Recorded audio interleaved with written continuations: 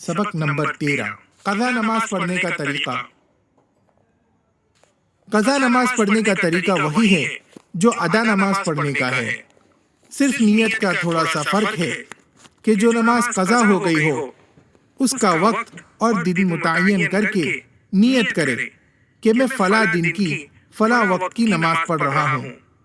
मसलन इस तरह नियत करे कि मैं गुज़िश्ता कल की या इतवार के दिन की फज्र की नमाज कज़ा कर रहा हूँ। नियत करने के बाद जिस तरह अदा नमाज पढ़ी जाती है इसी तरह कज़ा नमाज भी पढ़े।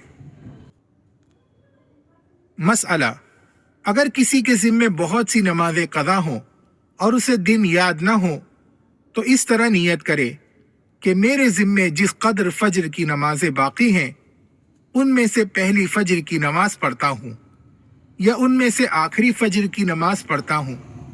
जब भी कज़ा नमाज पढ़ें इसी तरह नियत करें। मसला, अगर किसी बेनमाजी ने तौबा कर ली और नमाज पाबंदी से पढ़ने लगा तो उसके लिए ज़रूरी है कि उसकी जितनी नमाजें कज़ा हुई हैं उनका अंदाज़ा लगाकर लिख लें और रोज़ाना कुछ न कुछ कज़ा नमाजें वक्त निकाल कर पढ़ता रहे।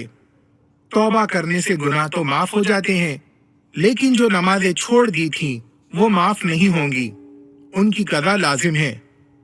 कज़ा नमाजों को अदा करने की आसान सूरत यह है कि हर फर्ज नमाज से पहले या बाद में एक दो वक्त की कज़ा नमाज पढ़ ले।